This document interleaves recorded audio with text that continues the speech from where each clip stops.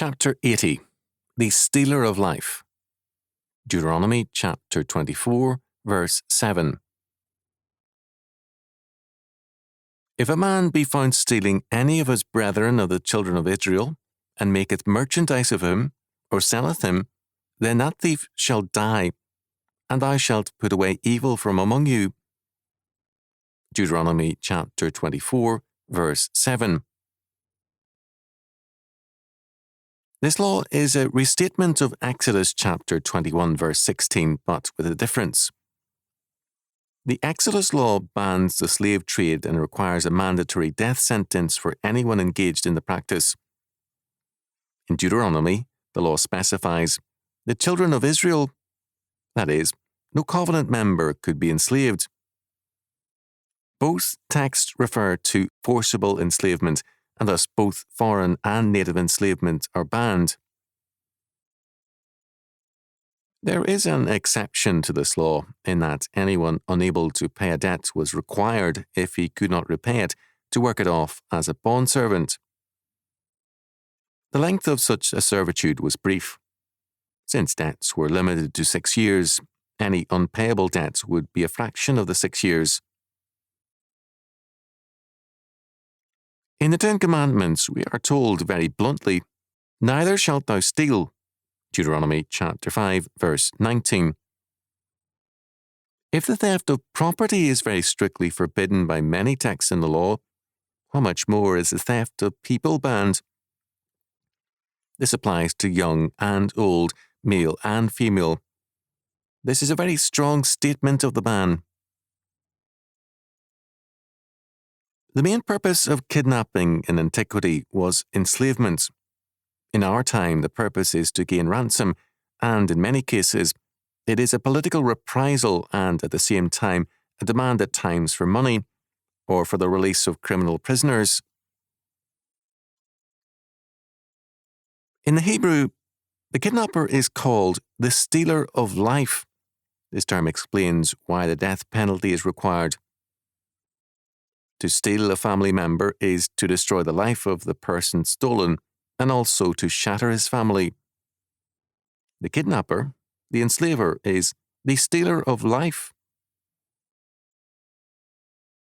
The Code of Hammurabi had a similar law. If a man has stolen the son of a freeman, he shall be put to death, or, in the translation of Theophile J. Meek, if a seigneur has stolen the young son of another seigneur, he shall be put to death. The difference is a very substantial one.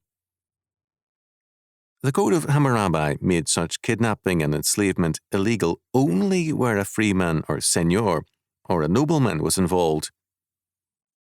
In Hittite law, for example, free men had exemptions from various penalties because of their status.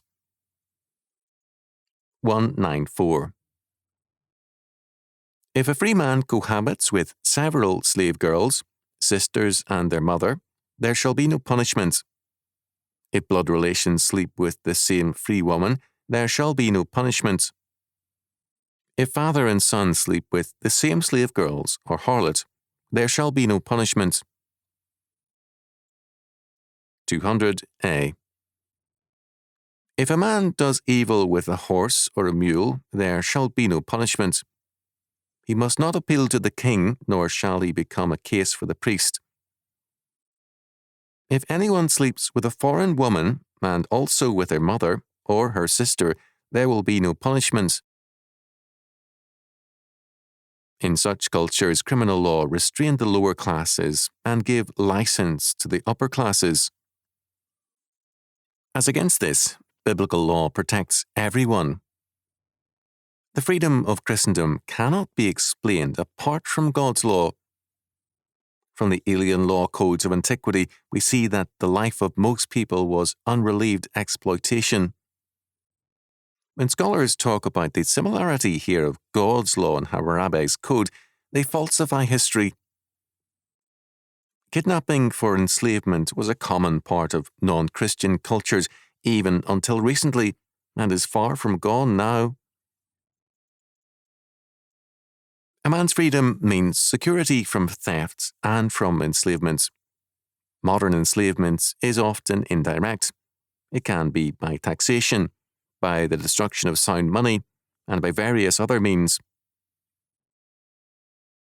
P.C. Craigie called attention to an important facet of this law. Stealing the life. The crime is social murder, for though the victim does not literally die, by being sold into slavery, he is effectively cut off from the covenant family of God. Hence, the penalty for the crime is severe: death. To cut a man off from the covenant community was to cut him off from sharing in the blessing of God for his people in the promised land. The two versions of this law make it clear that stealing the life of any man, covenant or non-covenant, is an offence against God. In Deuteronomy, there are 3 laws, essentially 2, that do not equally protect the foreigner and the Israelite. The first, in Deuteronomy chapter 14, verse 21, has to do with diet. The non-covenant man is free to eat as he chooses. The second and third laws, Deuteronomy chapter 15, verse 3, and chapter 23, verse 20, deal with loans. Long-term loans to non-believers can be made. They have no Sabbath premise, no belief in resting in God, and therefore long-term debt is a way of life for them. This law declares that the kidnapper must die. Whether or not the victim was restored to his or her family, the act of stealing and enslaving a person cut him or her off from the family. Therefore, the life of the kidnapper must also be cut off. Normally, the targets or kidnappers would be the poor. To steal someone from an important family would mean the possibility of immediate pursuit and capture.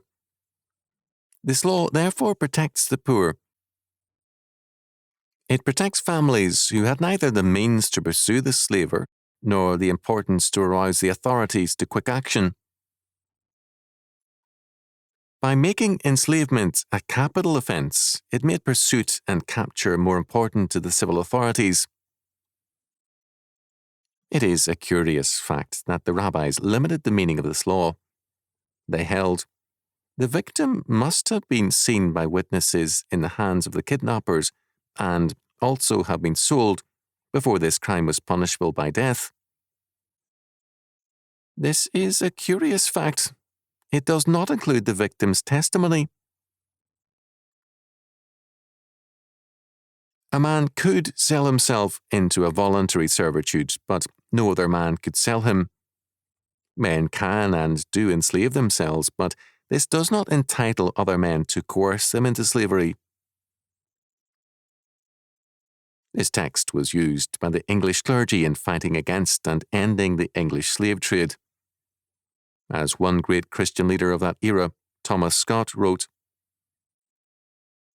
Christianity has annihilated that distinction of nations which, for typical and political reasons, was during a time established, and in this respect, every man is now our brother, whatever be his nation, complexion, or creed. How then can the merchandise of men and women be carried on without transgressing this commandment, or abetting those who do? An inhabitant of England, if he stay at home and steal a horse or a sheep, is condemned to death. But if he take a voyage to Africa, he may steal or purchase of those who do steal hundreds of men and women, and not only escape with impunity, but go great like a prince. According to the law of God, whoever stole cattle restored 4 to 5-fold. Whoever stole one human being, though an infant or an idiot, must die. May we not call upon British legislators to rectify this flagrant abuse? Since this was written, the author, with tens of thousands more, has to bless God that this expectation has been answered in the abolition of the slave trade by an act of the legislature. But further powerfully coercive measures are still needful, fully to accomplish the benevolent design. For many offences, God requires no punishment by human agencies, but reserves that power to himself. In this instance, the state must exact the death penalty. According to Calvin, "For we know how God appointeth punishments accordingly as he esteemed of the greatness of the sin which is committed." The death penalty is required, and we are told, "And thou shalt put evil away from among you." God does not see it as sufficient for us to live morally by separating ourselves from the evils of our time. We must be a force for good. We must work to eliminate the evils of our time. Multiculturalism in our day rejects the legitimacy of Christianizing the world. This is seen as cultural aggression. Our enemies reserve, however, the right to wage war against God and us. The Bible requires us to put evil away from among us. We are told that there are capital offences, and if we do not triumph over the evil ones, they will triumph over us. The biblical phrase, "the stealer of life," tells us that many analogous ways of stealing life exist. These do not entail the death penalty, but they are still very important for us to forestall. In his study, Enslaved, Gordon Thomas has shown that slavery is more prevalent now than ever before for labour, sexual use, and to use body parts in surgery. There has been no public outcry over his findings. We have, in our time, a false agenda inherited from the French Revolution and its demand for liberty, fraternity, and equality. There can be no liberty nor fraternity if equalitarian goals are pursued, as they have been aggressively. Equality denies men the freedom to excel. All are reduced to the lowest common denominator. This makes fraternity dangerous, because fraternity is naturally partial and exclusive. Scholars enjoy most the fellowship of other scholars. Artists feel closer to other artists, and so on. Equality denies men this privilege. As a result, equality becomes a very divisive force in society.